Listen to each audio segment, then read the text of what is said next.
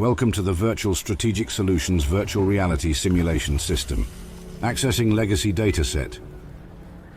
Files loaded, simulation ready. Established beneath Mama Dolce's food processing, the Fujiniya Intelligence Base was part of Operation Trinitite, an attempt to infiltrate and destroy American nuclear silos and factory cities found in West Virginia. To maintain secrecy, strict security protocols were implemented, mandating ID badges on all personnel and zero tolerance for unauthorized or unscheduled access to and from the facility. Every operative was subject to random searches, with contraband warranting capital punishment.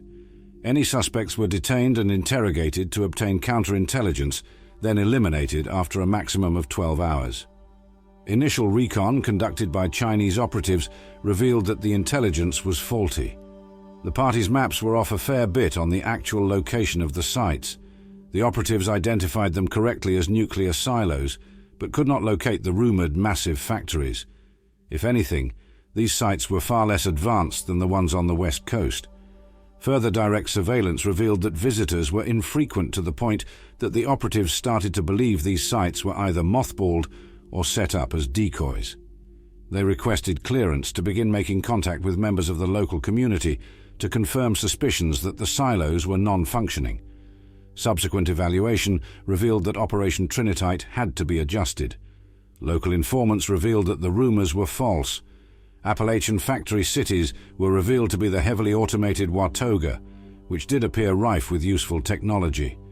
Station Chief Shi decided to shift its resources over to focus on the exploration of this place for advances that might be able to serve the party's ends.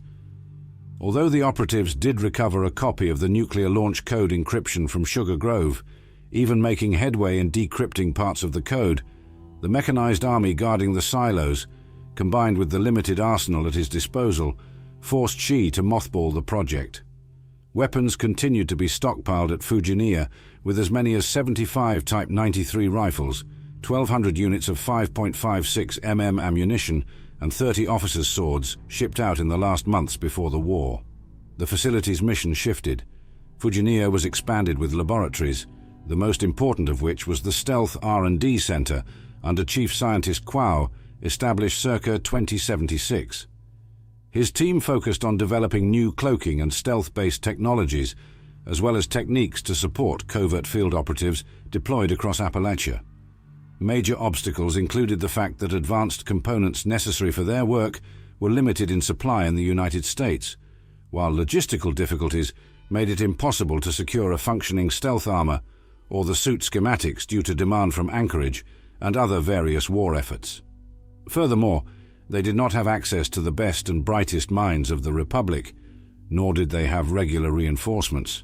The last group of reinforcements were halfway wiped out by security because they did not have the proper credentials.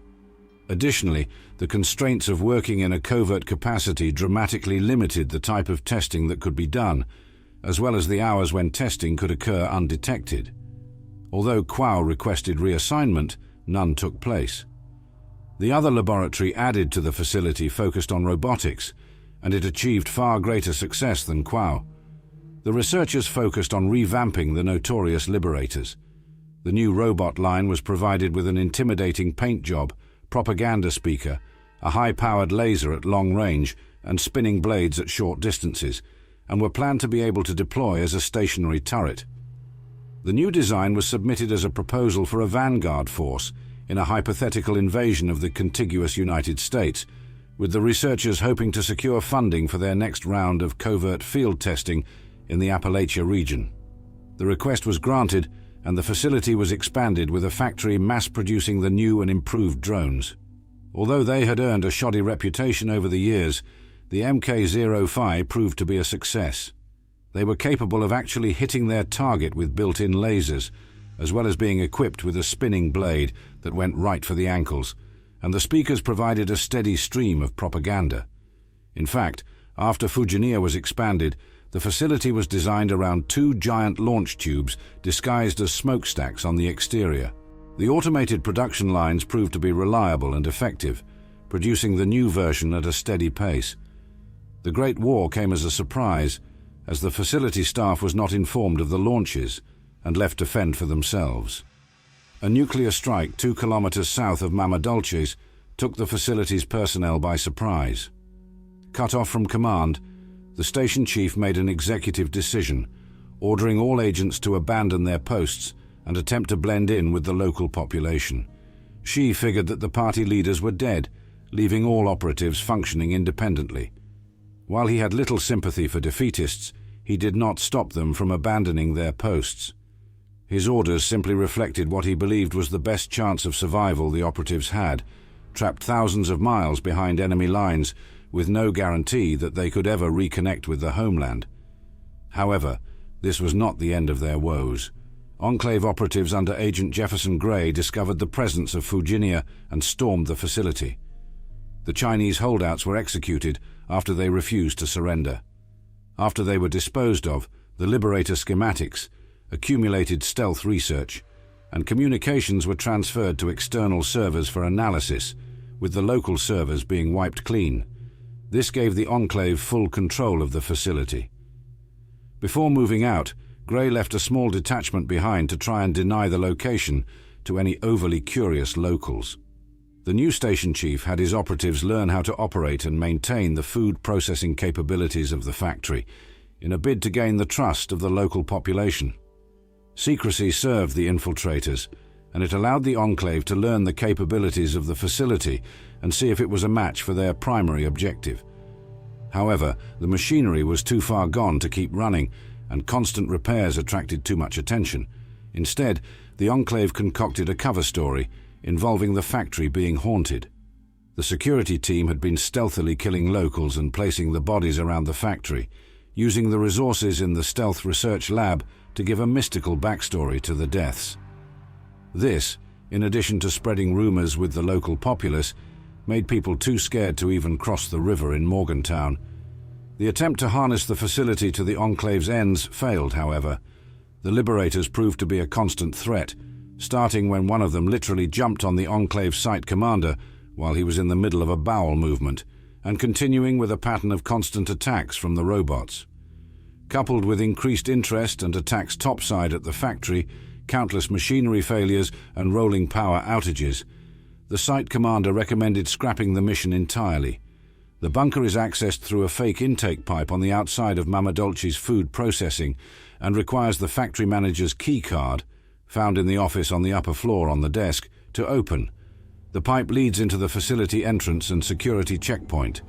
It is defended by a pair of leveled turrets, so caution is advised. The right side door at the checkpoint leads to the security booth, which contains a terminal that can be used to deactivate the turrets, and a pre-placed Chinese officer sword, together with minor loot. The left door leads to a small technical area, with an opening that can be used to take a shortcut to the lower floor. Down the staircase lies the main underground floor, with derelict machines. Behind the far wall from the staircase is the facility's barracks, which contains a Vault-Tec bobblehead spawn point near the door. The barracks connect to the toilets and showers, both in deep disrepair. Liberators are common here and will constantly attack. The real bounty lies on the second floor of the bunker, accessible through staircases deeper in the facility. These lead either to a derelict intelligence analysis room, where the Chinese operatives attempted to crack the mystery of Appalachian silos, or down to the Liberator launch bay. The intel room is derelict and contains little in the way of interest beyond minor food items and other assorted loot. The mess hall opposite does not contain much of interest either. However, there are several points worth noting down the corridor. These include the generator room just off the main hall, with a fusion core that can be looted from the machines, and the stealth research laboratory at the end, with several leveled robots that may include a Mr. Handy and Protectrons. Near the lab is the infirmary, still holding remains of prisoners taken by Gray's men and tortured. Note a locked safe near the entrance from the laboratory and the abundance of potential loot. Finally, there is the Liberator launch bay with more robots. It contains a locked weapons enclosure that can be opened from the locked Level 1 terminal on the table, overlooking the Liberator Manufacturing Center and the launch bays at the base of the smokestacks.